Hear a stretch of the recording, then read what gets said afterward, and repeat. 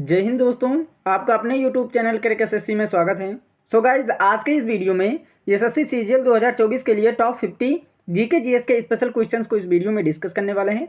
और इस वीडियो में इससे बाहर कुछ भी क्वेश्चंस नहीं जाएगा जीके जीएस से, है ना। किसी न किसी शिफ्ट में आपके जितने भी क्वेश्चन लिए गए हैं वो पूछे ही जाएंगे। तो ये वीडियो आप लोगों के लिए बहुत इंपॉर्टेंट होने वाली है, इसलिए वीडियो में अंत तक जरूर बने रहिएगा। और इस वीडियो में 50 क्वेश्चंस हैं, है ना। तो 50 में से कम आपको 40 क्वेश्चन सही तो जरूर करने हैं, है ना। ये आप लोगों के लिए चैलेंज है कि 40 क्वेश्चंस सही करने हैं 50 में से, है ना। अगर आप लोगों की तैयारी एकदम बेहतर तरीके से हो गई होगी तो 50 में से 40 क्वेश्चंस आप सही कर लेंगे, है ना। तो चलिए देखते हैं कि कौन कौन लोग 50 में से 40 क्वेश्चन सही करते हैं। तो इसलिए वीडियो में अंत तक जरूर बने रहिएगा।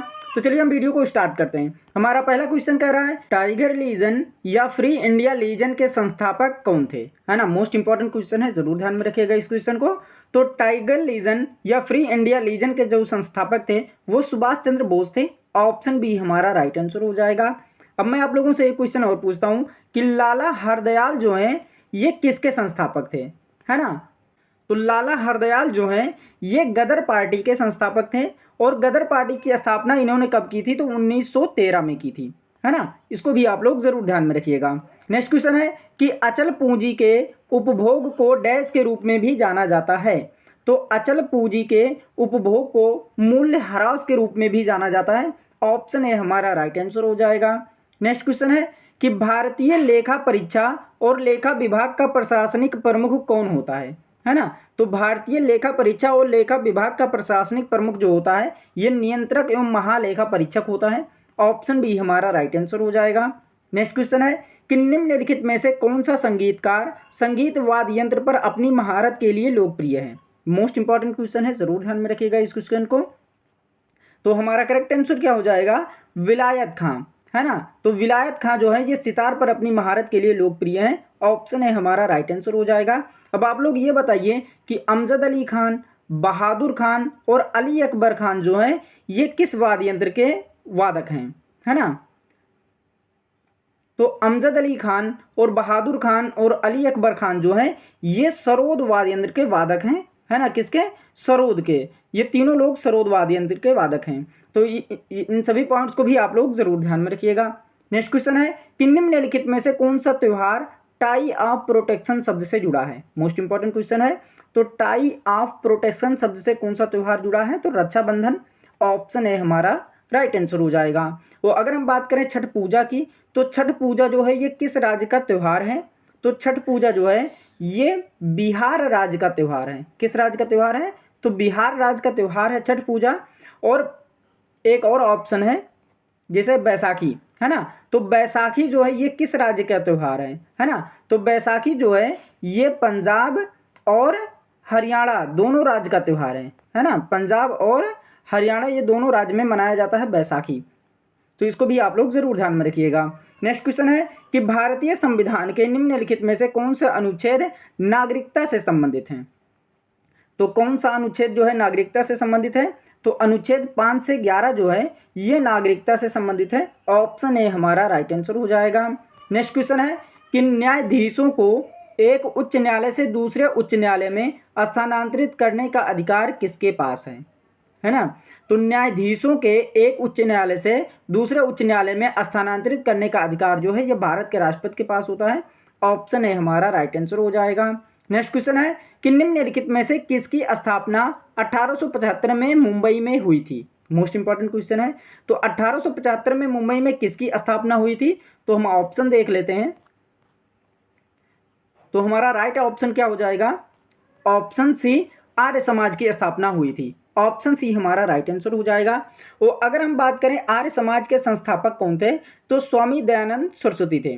कौन थे आर्य समाज के संस्थापक, तो स्वामी दयानंद सरस्वती थे, है ना। और अगर हम बात करें ऑप्शन ए की तरफ चलते हैं, हाँ यहाँ बी की तरफ, तो सत्यशोधक समाज के संस्थापक कौन थे, है ना। इसकी स्थापना किसने की थी, तो सत्यशोधक समाज की संस्थापक जो थे ये ज्योतिबा फूले थे। कौन थे, ज्योतिबा फूले थे। और इसकी स्थापना कब हुई थी, तो 1873 में हुई थी, है ना। इसकी स्थापना 1873 में हुई थी सत्यशोधक समाज की। और अगर हम बात करें ब्रह्म समाज की स्थापना, तो ब्रह्म समाज की स्थापना जो हुई थी ये 1828 में हुई थी। और इसके संस्थापक कौन थे? ब्रह्म समाज के। तो ब्रह्म समाज के संस्थापक राजा राम मोहन राय थे, है ना। तो इन सभी पॉइंट्स को भी आप लोग जरूर ध्यान में रखिएगा। नेक्स्ट क्वेश्चन है कि मृच्छकटिका नाटक निम्नलिखित में से किसने लिखा था, है ना। तो मृच्छकटिका नाटक जो है ये शूद्रक ने लिखा था। ऑप्शन बी हमारा राइट आंसर हो जाएगा। और अगर हम बात करें कालिदास के, तो कालिदास ने 3 नाटक लिखे थे, उनका नाम देख लेते हैं। तो मालविका और अग्निमित्र ये पहला नाटक हुआ, उर्वशी और ये दूसरा नाटक हुआ, और इस शकुंतला जो है ये तीसरा नाटक हुआ, ये कालिदास जी ने लिखा था। इन सभी नाटक को भी आप लोग जरूर ध्यान में लिखिएगा, हो सकता है कि आपके एग्जाम में इनसे भी क्वेश्चन पूछे। और अगर हम बात करें भास की, तो भास का एक प्रमुख नाटक था, वो है स्वप्न वासुदत्ता, है ना। स्वप्न वासुदत्ता ये भास का प्रमुख नाटक था। भास ने तो कई नाटक लिखे थे, लेकिन ये सबसे प्रमुख नाटक था। तो इन सभी पॉइंट्स को भी आप लोग जरूर ध्यान में रखिएगा। नेक्स्ट क्वेश्चन है कि डैश का 10 कथीय नृत्य ऐतिहासिक और पौराणिक कथाओं को चित्रित करते हुए 2 पुरुषों द्वारा किया जाने वाला आदिवासी नृत्य है। तो हमारा करेक्ट आंसर क्या हो जाएगा? Option C Orissa. तो उड़ीसा का जो है ये 10 कथीय नृत्य ऐतिहासिक और पौराणिक कथाओं को चित्रित करते हुए 2 पुरुषों द्वारा किया जाने वाला आदिवासी नृत्य है। मोस्ट इंपॉर्टेंट क्वेश्चन है, जरूर ध्यान में रखिएगा इस क्वेश्चन को। और अगर हम बात करें गुजरात का, तो गुजरात का लोक नृत्य क्या है? तो गरबा है। और गोवा का क्या है? तो झागोर है ना। इन दोनों पॉइंट्स को भी आप लोग जरूर ध्यान में रखिएगा। अगर आप लोगों को वीडियो पसंद आ रही होगी तो एक लाइक जरूर कीजिएगा, चैनल को सब्सक्राइब कीजिएगा और अपने दोस्तों तक शेयर जरूर कीजिएगा। और कमेंट करके जरूर बताइएगा कि आपको ये वीडियो कैसी लगी, और वीडियो में अंत तक जरूर बने रहिएगा, क्योंकि आपके 50 में से कितने क्वेश्चन सही हो रहे हैं इसको भी आप लोगों को देखना ही है ना। तो इसलिए वीडियो में अंत तक जरूर बने रहिएगा, क्योंकि मोस्ट इंपॉर्टेंट और सिलेक्टेड क्वेश्चन लिए गए हैं इस वीडियो में। नेक्स्ट क्वेश्चन की ओर बढ़ते हैं। तो लॉटरी रेगुलेशन एक्ट किस वर्ष पारित किया गया था? मोस्ट इंपॉर्टेंट क्वेश्चन है। तो लॉटरी रेगुलेशन एक्ट जो है ये 1998 में पारित किया गया था। ऑप्शन डी हमारा राइट आंसर हो जाएगा। नेक्स्ट क्वेश्चन है कि निम्नलिखित में से किस राजपूत शासक ने 1191 ईस्वी में तराइन के प्रथम युद्ध में मोहम्मद गौरी को हराया था, है ना। तो 1191 ईस्वी में तराइन के प्रथम युद्ध में मोहम्मद गौरी को किसने हराया था? तो पृथ्वीराज चौहान ने हराया था। ऑप्शन डी हमारा राइट आंसर हो जाएगा। मोस्ट इंपॉर्टेंट क्वेश्चन है, जरूर ध्यान में रखिएगा। और ये भी मैं आप लोगों को बता दूं कि तराइन का द्वितीय युद्ध कब हुआ था, है ना। तो तराइन का द्वितीय युद्ध जो हुआ था ये 1192 ईस्वी में हुआ था। और ये किसके किसके बीच में हुआ था? तो मोहम्मद गौरी एवं पृथ्वीराज चौहान के बीच में हुआ था। और तराइन के द्वितीय युद्ध में क्या हुआ था? मोहम्मद गौरी विजयी हुआ था, और उसमें पृथ्वीराज चौहान जी हार गए थे, है ना। तराइन का प्रथम युद्ध में 1191 में ईस्वी में हुआ था, मोहम्मद गौरी और पृथ्वीराज चौहान के बीच में। उसमें क्या हुआ था? पृथ्वीराज चौहान जी विजयी हुए थे, है ना। लेकिन 1192 ईस्वी में जो हुआ था ये तराइन का द्वितीय युद्ध हुआ था, और इसमें क्या हुआ थे? मोहम्मद गौरी और पृथ्वीराज चौहान के बीच में हुआ था, और इसमें मोहम्मद गौरी जीत गया था, है ना। और एक और युद्ध के बारे में मैं आप लोगों को बता दूं, चंदावर का युद्ध, है ना। तो चंदावर का युद्ध जो हुआ था ये 1194 ईस्वी में हुआ था। कब हुआ था? तो 1194 में ईस्वी में हुआ था। और ये किसके बीच में हुआ था? तो गौरी एवं जयचंद के बीच में हुआ था, है ना। और इसमें भी क्या हुआ था? गौरी विजयी हुआ था। तो इन सभी पॉइंट्स को भी आप लोग जरूर ध्यान में रखिएगा। नेक्स्ट क्वेश्चन है कि निकोबार द्वीप समूह की जनजातियां डैश के दौरान परिवार के मुखिया की दिवंगत आत्मा को श्रद्धांजलि अर्पित करती हैं। तो हमारा करेक्ट आंसर हो जाएगा ऑप्शन डी आश्वरी उत्सव, है ना। निकोबार द्वीप समूह की जनजातियां आश्वरी उत्सव के दौरान परिवार के मुखिया की दिवंगत आत्मा को श्रद्धांजलि अर्पित करती हैं। ऑप्शन डी हमारा राइट आंसर हो जाएगा। और अगर हम बात करें जगदात्री पूजा की, तो ये बंगाल में मनाया जाता है। कल्पतरु उत्सव की, तो ये पश्चिम बंगाल में मनाया जाता है। इसको भी आप लोग जरूर ध्यान में रखिएगा। नेक्स्ट क्वेश्चन है कि निम्नलिखित में से किसे श्वेत पर्वत के नाम से भी जाना जाता है? मोस्ट इंपॉर्टेंट क्वेश्चन है, जरूर ध्यान में रखिएगा इस क्वेश्चन को। तो श्वेत पर्वत के नाम से धौलागिरी को जानते हैं। ऑप्शन डी हमारा राइट आंसर हो जाएगा। नेक्स्ट क्वेश्चन है कि निम्नलिखित में से कौन द सीक्रेट ऑफ द वेद पुस्तक के लेखक हैं, है ना। द सीक्रेट ऑफ द वेद पुस्तक के लेखक कौन है? तो श्री अरबिंदो हैं। ऑप्शन डी हमारा राइट आंसर हो जाएगा। और स्वामी विवेकानंद की बात करें तो ये किस पुस्तक के लेखक हैं? तो कर्म योग पुस्तक के लेखक कौन है? स्वामी विवेकानंद। इसको भी आप लोग जरूर ध्यान में रखिएगा। नेक्स्ट क्वेश्चन है कि निम्नलिखित में से किस दिन को विश्व जल दिवस के रूप में मनाया जाता है? तो विश्व जल दिवस के रूप में किसे मनाया जाता है? ऑप्शन हम देख लेते हैं। तो हमारा राइट आंसर हो जाएगा ऑप्शन डी, 22 मार्च को विश्व जल दिवस के रूप में मनाया जाता है। नेक्स्ट क्वेश्चन है कि मूसी नदी निम्नलिखित में से किस नदी की सहायक नदी है ना। तो मूसी नदी जो है ये कृष्णा नदी की एक सहायक नदी है। ऑप्शन ए हमारा राइट आंसर हो जाएगा। और अगर हम बात करें कृष्णा नदी की उद्गम स्थल की, तो महाबलेश्वर के समीप पश्चिमी घाट पहाड़ पर, है ना। तो ये यहाँ से उद्गम होते हैं कृष्णा नदी। और संगम की बात करें तो बंगाल की खाड़ी में इसका संगम होता है। और कृष्णा नदी की सहायक नदियाँ जैसे हो गया मूसी नदी जो है, ये कृष्णा नदी की सहायक नदी है। उसी तरीके से कुछ और सहायक नदियाँ हैं जैसे भीमा, पंचगंगा, घाटप्रभा, तुंगभद्रा, ये सब कृष्णा नदी की सहायक नदियाँ हैं। इनको भी आप लोग जरूर ध्यान में रखिएगा। नेक्स्ट क्वेश्चन है कि 2011 की जनगणना के अंतिम जनसंख्या योग के अनुसार भारत में देश की कुल बाल जनसंख्या में ग्रामीण बाल जनसंख्या का प्रतिशत कितना है? तो हमारा करेक्ट आंसर हो जाएगा ऑप्शन डी 74.05% है। ऑप्शन डी हमारा राइट आंसर हो जाएगा। नेक्स्ट क्वेश्चन है कि द्वारम वेंकट स्वामी नायडू निम्नलिखित में से कौन सा संगीत वाद्य यंत्र बजाया करते थे? तो हमारा करेक्ट आंसर क्या हो जाएगा? ऑप्शन ए वायलिन, है ना। द्वारम वेंकट स्वामी नायडू जो है वे वायलिन वादक थे। ऑप्शन ए हमारा राइट आंसर हो जाएगा। और ऑप्शन सी की बात करें नादस्वरम की, तो नादस्वरम के वादक कौन है? तो राज रत्नम पिल्लई जो है ये नादस्वरम के वादक हैं। इसको भी आप लोग जरूर ध्यान में रखिएगा। नेक्स्ट क्वेश्चन है कि डैश में स्थित भगवान अयप्पा के पवित्र उपवन में मकर विलक्कू उत्सव मनाया जाता है ना। तो किस राज्य में स्थित है? तो हमारा करेक्ट आंसर क्या हो जाएगा? ऑप्शन डी केरल राज्य में स्थित भगवान अयप्पा के पवित्र उपवनों में मकर विलक्कू उत्सव मनाया जाता है। ऑप्शन डी हमारा राइट आंसर हो जाएगा। नेक्स्ट क्वेश्चन है कि इलेक्ट्रॉन वोल्ट डैश की एक इकाई है ना। तो इलेक्ट्रॉन वोल्ट जो है ये ऊर्जा की एक इकाई है। ऑप्शन डी हमारा राइट आंसर हो जाएगा। और अगर हम बात करें विभवांतर की एसआई इकाई क्या है, तो वोल्ट होता है। विद्युत धारा की एसआई इकाई एम्पियर होती है। और शक्ति का एसआई इकाई क्या होता है? वाट होता है। इन सभी पॉइंट्स को भी आप लोग जरूर ध्यान में रखिएगा। नेक्स्ट क्वेश्चन है कि गुरुद्वारा पातालपुरी साहिब डैश नदी के तट पर स्थित है। तो गुरुद्वारा पातालपुरी साहिब जो है ये सतलुज नदी के तट पर स्थित है। ऑप्शन डी हमारा राइट आंसर हो जाएगा। नेक्स्ट क्वेश्चन है कि बाघमारा कीट भौजी घटपर्णी अभ्यारण्य निम्न में से किस राज्य में स्थित है? तो बाघमारा कीट भौजी घटपर्णी अभ्यारण्य जो है ये मेघालय राज्य में स्थित है। ऑप्शन बी हमारा राइट आंसर हो जाएगा। नेक्स्ट क्वेश्चन है कि भारतीय योजना आयोग की स्थापना निम्न में से किस वर्ष में हुई थी? तो भारतीय योजना आयोग की स्थापना जो हुई थी ये किस वर्ष हुई थी? तो 1950 में हुआ था। ऑप्शन सी हमारा राइट आंसर हो जाएगा। नेक्स्ट क्वेश्चन है कि लंदन में द्वितीय गोलमेज सम्मेलन निम्न में से किस वर्ष में आयोजित किया गया था? है ना। तो लंदन में द्वितीय गोलमेज सम्मेलन जो है ये 1931 में आयोजित किया गया था। ऑप्शन सी हमारा राइट आंसर हो जाएगा। अगर हम बात करें लंदन में पहले गोलमेज सम्मेलन की, तो ये कब आयोजित किया गया था? तो 1930 में आयोजित किया गया था। इसको भी आप लोग जरूर ध्यान में रखिएगा। नेक्स्ट क्वेश्चन है कि बाबर ने मुगल साम्राज्य की स्थापना निम्न में से किस वर्ष में की थी? है ना। तो बाबर ने मुगल साम्राज्य की स्थापना जो है ये 1526 में की थी।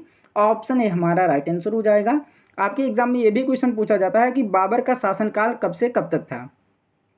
तो बाबर का शासनकाल जो था वो 1526 से लेकर के 1530 तक था, है ना। इसको भी आप लोग जरूर ध्यान में रखिएगा। ये आपके एसएससी सीजीएल 2000 मैंने किसी ना किसी एग्जाम में ये पूछा गया है एसएससी सीजीएल में, है ना। तो जरूर ध्यान में रखिएगा।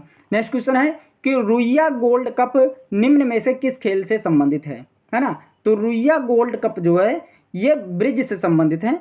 ऑप्शन बी हमारा राइट आंसर हो जाएगा।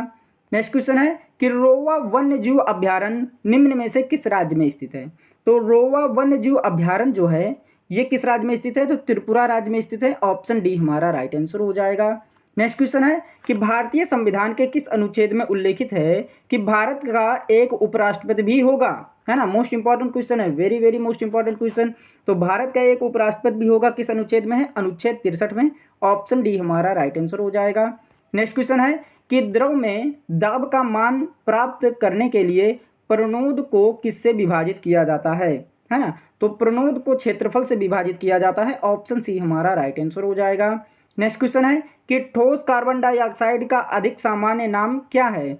तो ठोस कार्बन डाइऑक्साइड का अधिक सामान्य नाम जो है वो शुष्क बर्फ है। ऑप्शन सी हमारा राइट आंसर हो जाएगा। मोस्ट इंपॉर्टेंट क्वेश्चन है, जरूर ध्यान में रखिएगा इस क्वेश्चन को।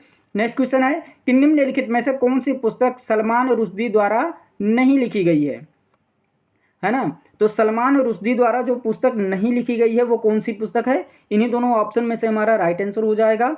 तो सलमान रुश्दी द्वारा जो पुस्तक नहीं लिखी गई है वो है an area of darkness. Option B हमारा राइट आंसर हो जाएगा। लेकिन अब यहाँ बात आती है कि एन एरिया ऑफ डार्कनेस किसके द्वारा लिखी गई है? तो वी एस पॉल के द्वारा लिखी गई है ना, V.S. नायपॉल के द्वारा लिखी गई है एन एरिया ऑफ डार्कनेस। इसको भी आप लोग जरूर ध्यान में रखिएगा। नेक्स्ट क्वेश्चन है कि सर थॉमस रो इंग्लैंड के किंग जेम्स प्रथम के आधिकारिक राजदूत के रूप में किस मुगल सम्राट के दरबार में आए थे, है ना, तो जहांगीर के दरबार में आए थे। ऑप्शन डी हमारा राइट आंसर हो जाएगा। नेक्स्ट क्वेश्चन है कि निम्नलिखित में से कौन सी हड्डी मानव कान का भाग नहीं है, तो मानव कान का भाग कौन सी हड्डी नहीं है, तो उर्वस्थि। ऑप्शन डी हमारा राइट आंसर हो जाएगा। नेक्स्ट क्वेश्चन है कि निम्नलिखित राज्यों में से किस राज्य में माधोपुर मेला मनाया जाता है, तो हमारा करेक्ट आंसर हो जाएगा ऑप्शन सी, गुजरात राज्य में। माधोपुर मेला जो है ये गुजरात राज्य में मनाया जाता है। नेक्स्ट क्वेश्चन है कि निम्नलिखित त्योहारों में से किसका अर्थ मेरी मेकिंग ऑफ द गॉड्स है ना, मेरी मेकिंग ऑफ द गॉड्स किस त्योहार का अर्थ है, तो हमारा करेक्ट आंसर हो जाएगा ऑप्शन डी, लाई हरोबा। ऑप्शन डी हमारा राइट आंसर हो जाएगा। नेक्स्ट क्वेश्चन है कि हर्यक वंश का शासक अजातशत्रु किसका पुत्र था, तो हर्यक वंश का शासक अजातशत्रु जो था ये बिंबिसार का पुत्र था। ऑप्शन सी हमारा राइट आंसर हो जाएगा। नेक्स्ट क्वेश्चन है कि कर्नाटक के किस जिले में ब्रह्मगिर वन्यजीव अभ्यारण्य स्थित है ना, तो कर्नाटक के कोडागु जिले में ब्रह्मगिर वन्यजीव अभ्यारण्य स्थित है। ऑप्शन सी हमारा राइट आंसर हो जाएगा। नेक्स्ट क्वेश्चन है कि निम्नलिखित में से कौन सिरके का प्रमुख घटक है ना, तो सिरके का प्रमुख घटक कौन सा है, तो एसिटिक एसिड होता है। ऑप्शन ए बी हमारा राइट आंसर हो जाएगा। Very very most important question है, very very most important question, कई बार एग्जाम में ये क्वेश्चन पूछा जा चुका है। नेक्स्ट क्वेश्चन है कि निम्नलिखित में से कौन नंद वंश का अंतिम शासक था, तो नंद वंश का अंतिम शासक धनानंद था। ऑप्शन ए हमारा राइट आंसर हो जाएगा। नेक्स्ट क्वेश्चन है कि बुरी आत्माओं को भगाने के लिए बौद्धों द्वारा किया जाने वाला डैश नृत्य हिमाचल प्रदेश के नृत्य का एक रूप है, तो हमारा करेक्ट आंसर क्या हो जाएगा, छम, है ना। बुरी आत्माओं को भगाने के लिए बौद्धों द्वारा किया जाने वाला छम नृत्य जो है यह हिमाचल प्रदेश का नृत्य का एक रूप है। ऑप्शन बी हमारा राइट आंसर हो जाएगा। नेक्स्ट क्वेश्चन है कि मूसी तथा भीमा डैश नदी की सहायक नदियां हैं, तो ये किसकी नदी की सहायक नदियां हैं, कृष्णा नदी की। ऑप्शन सी हमारा राइट आंसर हो जाएगा। नेक्स्ट क्वेश्चन है कि 1026 ईस्वी में प्रसिद्ध सोमनाथ मंदिर पर हमला और लूटपाट किसने की, है ना, तो 1026 ईस्वी में प्रसिद्ध सोमनाथ मंदिर पर हमला और लूटपाट जो है ये महमूद गजनी ने किया था। ऑप्शन सी हमारा राइट आंसर हो जाएगा। Very very most important question है, कई बार एग्जाम में ये क्वेश्चन पूछा जा चुका है, तो जरूर ध्यान में रखिएगा इस क्वेश्चन को। नेक्स्ट क्वेश्चन है कि खेल नृत्य रूप थोड़ा का संबंध किस राज्य से है ना, तो खेल नृत्य रूप जो थोड़ा है इसका संबंध हिमाचल प्रदेश से है। ऑप्शन बी हमारा राइट आंसर हो जाएगा। नेक्स्ट क्वेश्चन है कि चालुक्य वंश का संस्थापक कौन था, तो चालुक्य वंश का संस्थापक जो है यह पुलकेशिन प्रथम था। कौन था, पुलकेशिन प्रथम। ऑप्शन सी हमारा राइट आंसर हो जाएगा। नेक्स्ट क्वेश्चन है कि उस दर्रे का नाम बताएं जिसे उत्तराखंड में तीर्थ यात्रियों द्वारा कैलाश मानसरोवर यात्रा के लिए प्रयोग किया जाता है, तो उस दर्रे का नाम क्या है, तो उस दर्रे का नाम है लिपुलेख दर्रा। ऑप्शन ए हमारा राइट आंसर हो जाएगा। नेक्स्ट क्वेश्चन है कि भारतीय संविधान में अवशिष्ट शक्तियों का विचार डैश संविधान से लिया गया है ना, तो भारतीय संविधान में अवशिष्ट शक्तियों का विचार जो है ये कनाडा देश के संविधान से लिया गया है। ऑप्शन बी हमारा राइट आंसर हो जाएगा।